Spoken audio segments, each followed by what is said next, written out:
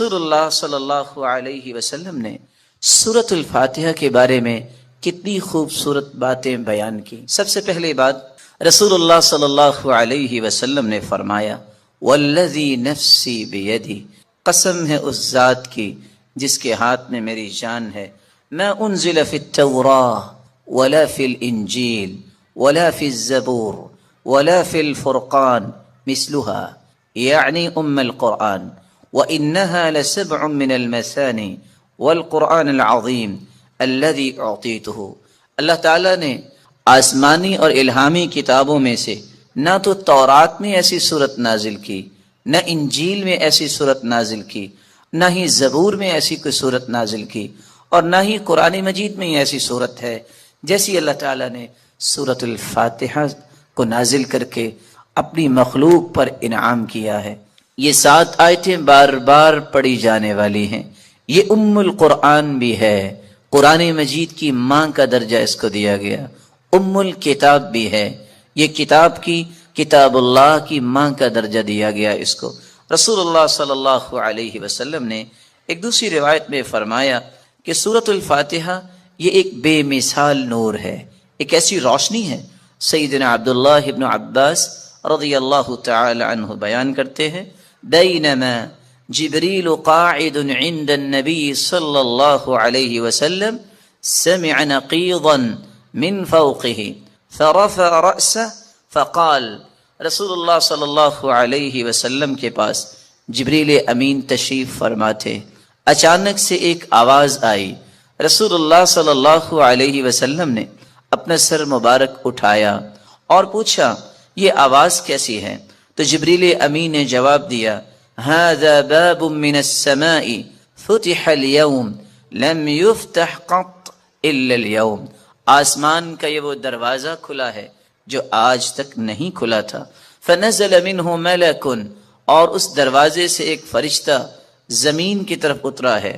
فقال هذا ملک نزل الى الارض لم ينزل قط، پہلے نہیں اتارا گیا یہ فرشتہ الا اليوم، آج ہی اس کو اترنے کا حکم دیا گیا۔ فسلم، اور اس فرشتے نے اتر کر سلام کہا۔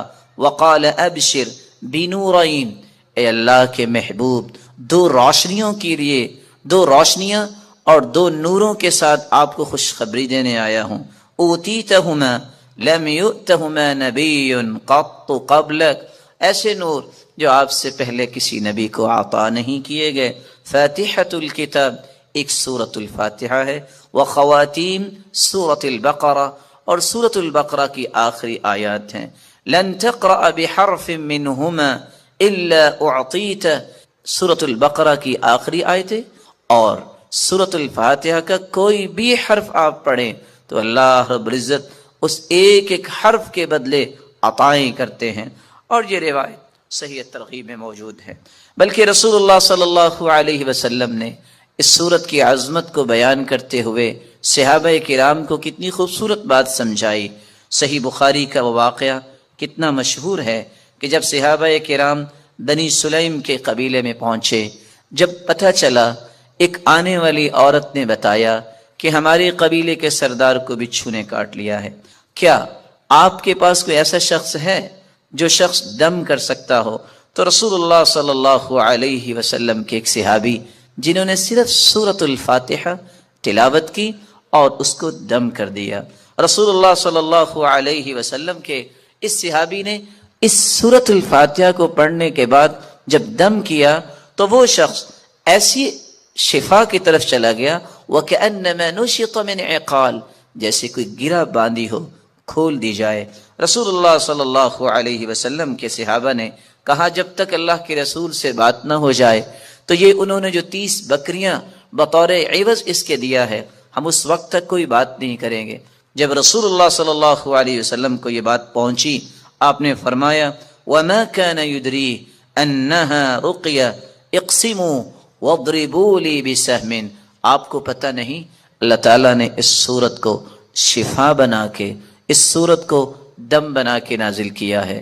اور یہی بات ابن القیم رحمۃ اللہ علیہ نقل کرتے ہیں کہ میں نے کتنے سفر کیے اور جب بھی میں بیمار ہوا تو میں نے اللہ کے پیارے پیغمبر کی اس بات پہ یقین کر کے دوائی نہیں لی بلکہ سورۃ الفاتحہ پڑھتا اور میں دم کر لیتا اپنے آپ کو، اللہ رب العزت مجھے شفا یاب کر دیتے۔ سورۃ الفاتحہ یہ عظیم ترین سورت ہے۔ رسول اللہ صلی اللہ علیہ وسلم کے صحابی سیدنا ابو سعید بن معلی بیان کرتے ہیں، مر بی النبی صلی اللہ علیہ وسلم وانا اصلی، اللہ کے رسول صلی اللہ علیہ وسلم میرے پاس سے گزرے، میں نماز پڑھ رہا تھا، مجھے انہوں نے آواز دی، میں نے سلام پھیرا، اور سلام پھیرنے کے بعد اللہ کے رسول صلی اللہ علیہ وسلم کی خدمت اقدس میں حاضر ہوا۔ آپ نے فرمایا، میں نے آپ کو آواز دی، الم یقل اللہ یا ایھا الذین آمنوا استجیبوا للہ وللرسول، آپ نے اللہ کا یہ کلام نہیں سنا کہ جب اللہ اور اس کے رسول کی بات ہو تو اس بات کو فوراً مانو، لبیک کہو۔ کہا اللہ کے رسول صلی اللہ علیہ وسلم میں نماز پڑھ رہا تھا۔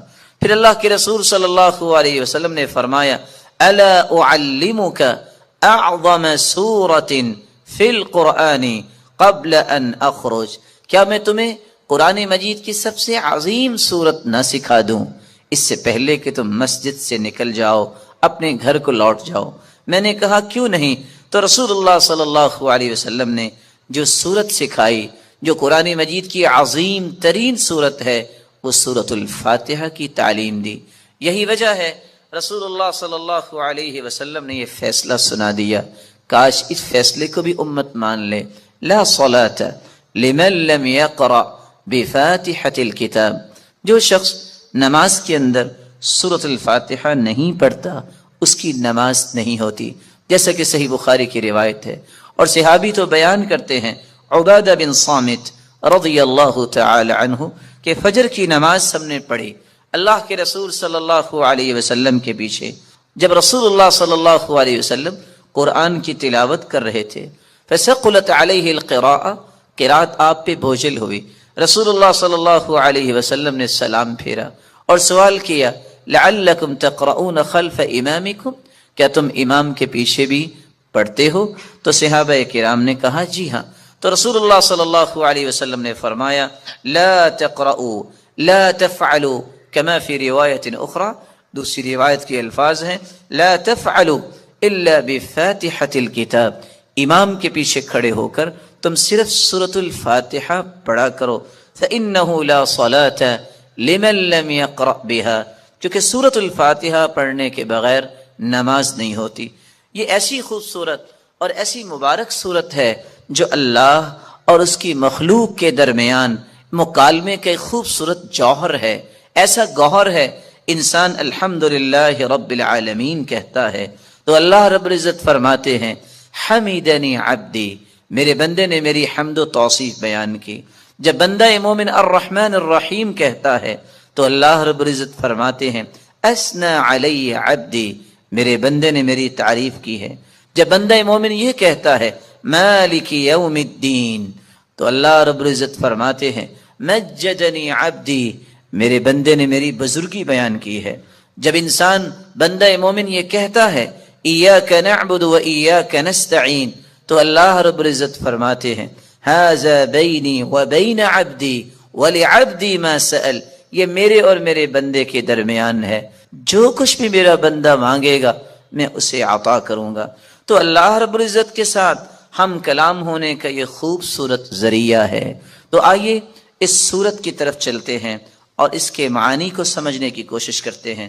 بسم اللہ الرحمن الرحیم، الحمد للہ رب العالمین، الحمد، تمام تعریفیں، للہ، اللہ کے لیے ہیں، رب العالمین، جو تمام جہانوں کا رب ہے، الرحمن الرحیم، جو بہت مہربان ہے، الرحیم، نہایت رحم کرنے والا ہے، مالک یوم الدین، مالک ہے یوم الدین، بدلے کے دن کا، جزا کے دن کا، ایاک نعبد و ایاک نستعین، ایاک نعبد، ہم عبادت کرتے ہیں صرف تیری ہی، و ایاک نستعین، اور ہم مدد چاہتے ہیں صرف تیری ہی اے اللہ۔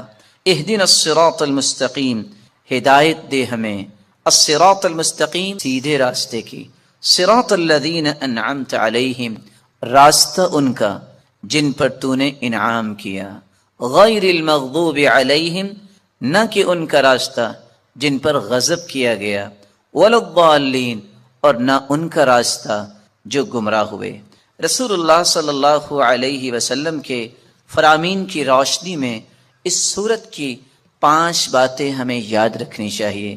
جب رسول اللہ صلی اللہ علیہ وسلم نے فرما دیا کہ سورۃ الفاتحہ کے بغیر نماز نہیں ہوتی، تو بندہ مومن کو یہ یقین کر لینا چاہیے، آپ کو 10 دلائل کوئی پیش کر دے، آپ کو 10 کو دلائل پیش کر دے، جب تک سورۃ الفاتحہ آپ نہیں پڑھ لیتے کبھی بھی اس بات پہ اطمینان نہ کیجیے گا کہ میری نماز مکمل ہوئی ہے یا نہیں۔ مکمل اس وقت ہوگی جب سورۃ الفاتحہ کی تلاوت کی جائے گی۔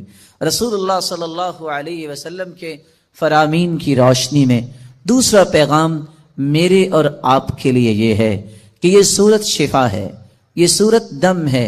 اپنے آپ کو بھی اور اپنی اولاد کو بھی دم کیا کرے، اور اس کے لیے سورۃ الفاتحہ سے بڑھ کر کوئی نسخہ کیمیا، کوئی تریاق نہیں۔ تیسرا پیغام اس سورت کا جو مجھے اور آپ کو سمجھنا ہے کہ اللہ کی تعریف اللہ کو بہت پسند ہے۔ یہی وجہ ہے عبداللہ ابن عباس رضی اللہ تعالی عنہ فرمایا کرتے تھے، الحمدللہ ہر شکر کرنے والے کی زبان کا یہ وطیرہ ہے۔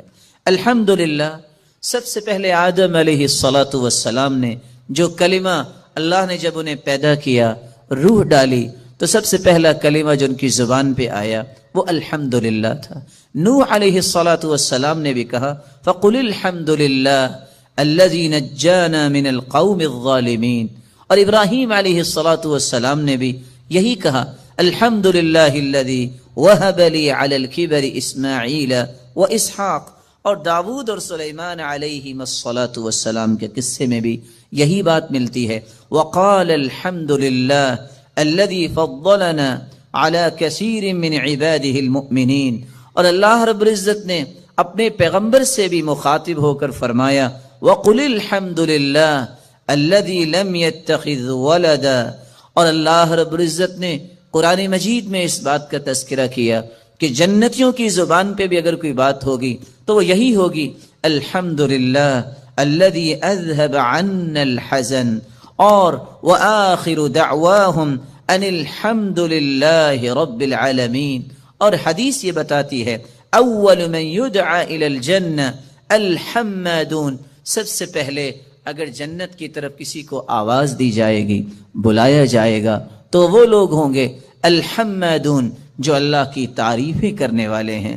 اور اللہ کے رسول صلی اللہ علیہ وسلم کو قیامت کے دن جو جھنڈا دیا جائے گا لواء الحمد، وہ اللہ کی تعریف کا وہ پرچم ہوگا۔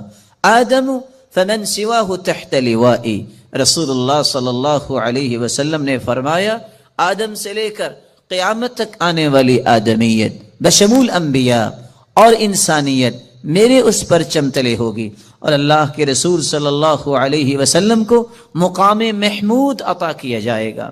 اللہ کی تعریف یہ اللہ کو بہت پسند ہے، اور اس بات کو سمجھانے کے لیے میں ایک اور حدیث پیش کرنا چاہوں گا۔ رسول اللہ صلی اللہ علیہ وسلم کے صحابی بیان کرتے ہیں قیامت کو جو ترازو قائم کیا جائے گا، جس ترازو میں نیکیاں اور برائیاں ان کا وزن ہوگا، اتنا بڑا ترازو ہوگا، لو وضعت السماوات والارض ومن فیہن فی کفہ لوسعتہن، اگر 7 آسمان اور 7 زمینیں اس ترازو کے ایک پلڑے میں رکھ دیے جائیں تو ایک پلڑا بھی بھرے گا نہیں۔ لیکن اللہ کی تعریف کا کلمہ صحیح مسلم کی روایت کی روشنی میں والحمدللہ تملأ المیزان، جو اللہ کے فیصلوں پر خوش ہو کر اللہ کی تعریف کرتے ہوئے یہ کلمہ اپنی زبان پہ لے آتا ہے الحمدللہ، تو اس مبارک کلمے کی وجہ سے قیامت کے دن میزان کے دونوں پلڑے نیکیوں سے بھر جائیں گے، جبکہ ایک پلڑا 14 کے 14 طبق رکھ دینے سے بھی بھرے گا نہیں۔ اللہ رب العزت ہمیں اللہ کی کثرت سے تعریف کرنے اور اس کے ذکر کرنے کی توفیق عطا فرمائے۔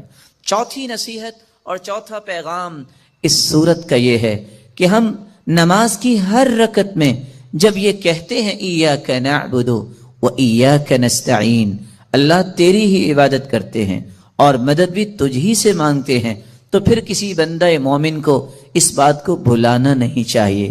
وہ زندگی کے ہر حصے میں یہی کہے میرا رکوع، میرا قیام، میرا سجدہ، میری دعا، میری نظر و نیاز اور میرا توکل، میری انابت، میرا رجوع، ہر وہ چیز جو عبادت بن سکتی ہے وہ صرف ایک اللہ کے لیے ہے. اس کو بھلائے نہیں، اور مدد مانگتے وقت بھی اس حدیث کو بھی نہ بھلائے اور اس اقرار کو بھی نہ بھلائے. فَإِذَا اسْتَعَنْتَ فَاسْتَعِنْ بِاللَّهِ، جب بھی تم مدد طلب کرو تو اللہ سے مدد طلب کیا کرو. پانچواں پیغام جو بالکل بھلانے والا نہیں، اور یہ بہت خوبصورت پیغام ہے اس سورت کا، کہ جب ہم مانگتے اللہ تعالیٰ سے یہ ہیں کہ اللہ ہمیں صراط مستقیم نصیب فرما، اور یہ وہ صراط مستقیم ہے جو اللہ تعالیٰ نے اپنے انعام یافتہ لوگوں کو عطا کیا. اور انعام پانے والے لوگ کون ہیں؟ اولئک الذین انعم اللہ علیہم من النبیین والصدیقین والشہداء والصالحین. وہ انبیاء کا راستہ ہم مانگتے ہیں، صدیقین کا راستہ مانگتے ہیں، شہداء کا راستہ مانگتے ہیں، صالحین کا راستہ مانگتے ہیں.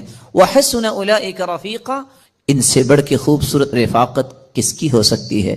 اتنی سعادت کہ ہم مانگتے ہیں اے اللہ قیامت کے دن انبیاء کی صف میں ہمیں بھی کھڑا فرما، شہداء، صالحین اور نیک لوگوں کا ساتھ نصیب فرما.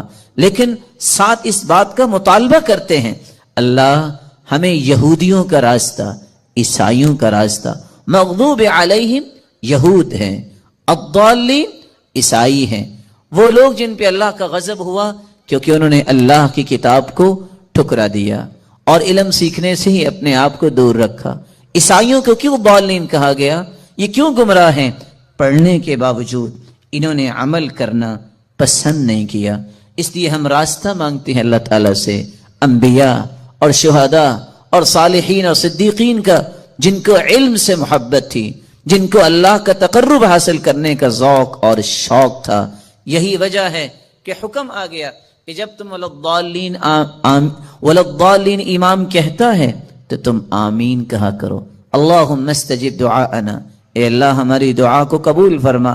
اور اسی لیے ساتھ اللہ کے رسول نے فرما دیا ما حسدتکم الیہود علی شیء ما حسدتکم علی السلام والتأمین. یہودیوں کو سب سے زیادہ اگر حسد ہوتا ہے تو کس بات پہ ہوتا ہے؟ جب تم آمین کہتے ہو، جب تم آپس میں ایک دوسرے کو سلام کہتے ہو، السلام علیکم ورحمۃ اللہ وبرکاتہ. اس کا مطلب یہ ہوتا ہے اے اللہ اس میرے بھائی کو سلامت رکھ، اس پہ اپنی رحمتوں کا نزول فرما، اس کو برکتوں سے نواز. یہودی اس بات کو پسند نہیں کرتا کہ کسی مسلمان کو خیر مل جائے، اس پہ رحمت کا نزول ہو، اس پہ برکتوں کا نزول ہو. اس لیے سب سے زیادہ تکلیف، سب سے زیادہ دکھ، سب سے زیادہ حسد یہودی کو اس وقت ہوتا ہے جب تم آپس میں سلام کہتے ہو اور جب تم امام کے پیچھے کھڑے ہو کر یا اکیلے نماز پڑھتے ہو تو الضالین کے بعد آمین کہتے ہو. اللہ رب العزت کے اس پیارے پیغام کی روشنی میں ہمیں آمین کا التزام اسی طرح ہی کرنا چاہیے جس طرح صحابہ کرام کا تھا. حتیٰ کہ روایت کے الفاظ ہیں حتیٰ ان لمسجد رسول اللہ صلی اللہ علیہ وسلم للجہ.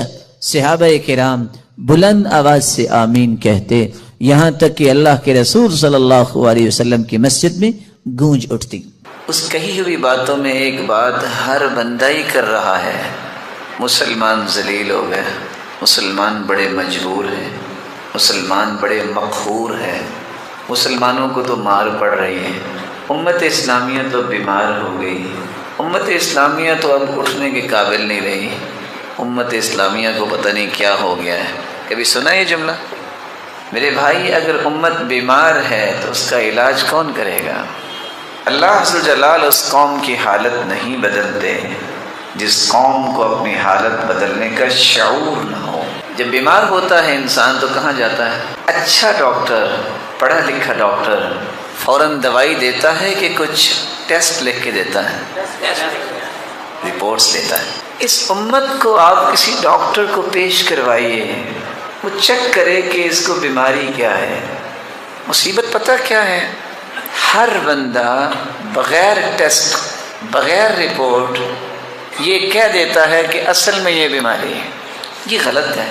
بعض واقعات میں بڑا سبق مل جاتا ہے. وہ بندہ ایک بیچارہ آ رہا تھا، پاؤں سے لنگڑا رہا تھا، تو 3 ڈاکٹر ہی کھڑے تھے. اگر کوئی ڈاکٹر صاحب بیٹھے ہیں تو ناراض نہ ہوں. تو ایک ڈاکٹر نے چیک تو کیا نہیں، کہتے لگتا ہے اس کی موچ نکلی ہوئی ہے. بھیا آپ نے چیک تو کیا نہیں.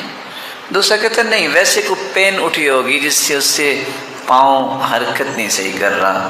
تیسرا کہتا نہیں، اس کا نہ کوئی مورا نکل گیا ہوگا. اور اتفاق سے وہ چلتے چلتے لنگڑاتے قریب آ گیا. کہتے اوے کیوں لنگڑا رہے ہو؟ کہتے جی میری نا جوتی ٹوٹی ہوئی ہے. ان تینوں ڈاکٹروں نے کیا کیا؟ بغیر کسی رپورٹ کے، بغیر اس کی نبض چیک کیے، نہ باز بھی نہیں بنے، چیک بھی نہیں کیا، ویسے کہہ دیا. آج امت کے بارے میں تجزیہ نگار اسی طرح کر رہے ہیں. کسی کو اس بات کا شعور نہیں ہے کہ بیماری ہے کیا.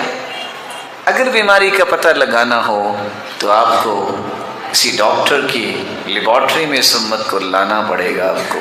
آپ پہلا ٹیسٹ کریں، کیا امت اس لیے ذلیل ہے کہ اس کے پاس افراد کم ہیں؟ مسلمانوں کی تعداد کتنی ہے؟ جس ملت کے پاس 1.5 ارب لوگ ہوں ان کی تعداد کم ہے. پتہ چلا یہ ٹیسٹ بھی کلیئر ہے، افراد کی کمی نہیں ہے. آپ کیا سمجھتے ہیں؟ دوسرا ٹیسٹ کروائیے کہ امت اس لیے ذلیل ہے کہ اس کے پاس مال نہیں ہے. آپ کے علم میں ہونا چاہیے مسلمانوں کے پاس اتنا مال ہے کہ شہزادوں نے اپنے گھر کے واش روم کی ٹیب بھی سونے کی بنا رکھی ہیں، گاڑیاں سونے کی ہیں. اور سب سے قیمتی اور پاورفل جو پیسہ ہے وہ مسلمانوں کے پاس ہے. سب سے مہنگا دینار ہے کہ ڈالر ہے؟ بولیں دینار. پتہ چلا کہ مالی اعتبار سے بھی مسلمان کمزور نہیں ہیں. یہ ٹیسٹ بھی کلیئر. آپ کیا سمجھتے ہیں کہ مسلمانوں کے پاس پاور نہیں ہے؟ یہ مسلمانوں کے پاس فوج نہیں ہے؟ مسلمانوں کے پاس ایسی فوج ہے. اس سرحد پاکستان کی شاہین فوج ایسی ہے، دنیا جانتی ہے اور دنیا تجربہ کر چکی ہے کہ پاکستان کے پاس ایسی فوج ہے. اللہ تعالیٰ حفاظت فرمائے، منہ توڑ کے رکھ دے گی. اور کئی مرتبہ تجربہ کیا. پاور کے اعتبار سے بھی آپ دیکھیں ترکیہ کی فوج ہے، اس وقت مسلمانوں کی دیگر ممالک کی فوج ہے. مسلمان فوجی اعتبار سے بھی کمزور نہیں ہے. یہ رپورٹ بھی کیا ہوئی؟ کون سا ٹیسٹ اور کروانا چاہتے ہیں کہ جس میں آپ یہ ثابت کر سکیں کہ امت بیمار ہے؟ اصل بات یہ ہے کہ دنیا کے جتنے کرائیٹیریاز ہیں، جتنے پیرامیٹرز ہیں، ان سب میں مسلمان من حیث القوم کلیئر ہے. بیماری کہاں ہے؟ 4 بیماریاں ہیں جس وجہ سے یہ قوم ذلیل ہے، مار کھا رہی ہے. پہلی اور دوسری وہ بیماری جس پہ کوئی سوچتا ہی نہیں ہے. سب سے پہلی بیماری جو اس امت کی ہے، جھوٹ.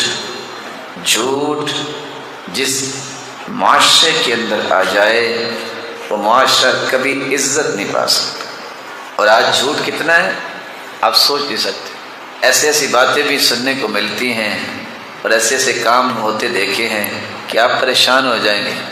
بندہ بیٹھا ہے، حتیٰ کہ واش روم میں بیٹھا ہے، کال آ گئی ہے، اس کو یہ بھی ادب نہیں ہے کہ واش روم میں بولا نہیں جاتا، وہاں ہی کال آن کر کے کہتے ہیں بس میں پہنچنے والا ہوں. جس قوم کی حالت یہ ہو وہ قوم عزت پا سکتی ہے؟ اللہ ناراض ہوتے ہیں، اللہ جلال غضبناک ہوتے ہیں جس نے سطر کھولا ہوا ہو اور وہ باتیں کرے. جس کو اتنا ہی نہیں پتا کہ یہاں کوئی بات کرنی چاہیے کہ نہیں چاہیے، وہ امت کو کیسے بلند کر سکے؟ دوسری بیماری امانت میں خیانت. جس قوم کے اندر دیانتداری ختم ہو جائے وہ قوم کبھی عزت نہیں پائے گی. اور امانت کے بنیادی طور پہ 3 معنی ہیں. کتنے معنی؟ الفرائض، المنصب، المال. امانت کا معنی صرف یہ نہیں ہے کہ آپ کو کسی نے 10 روپے دیے ہیں تو آپ اس کو 10 روپے وہاں پہنچا دیں جہاں پہنچانے ہیں. امانت کا سب سے پہلا معنی یہ ہے فرائض کی پابندی.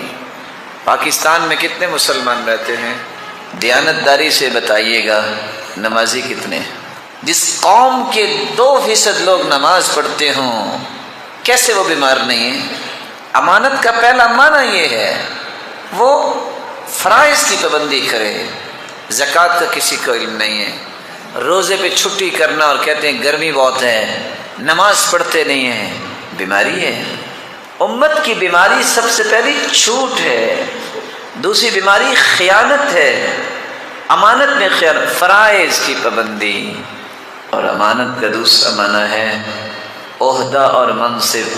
اذا وسد الامر الى غیر اہلہ فانتظر الساعہ، جب کسی نااہل کو اہل بنا دیا جائے تو قیامت کا انتظار کر لو۔ قیامت میں بھی زلزلہ آئے گا، افراتفری ہوگی، جب نہ اہل بن جائے تو معاشرے میں افراتفری ہوگی۔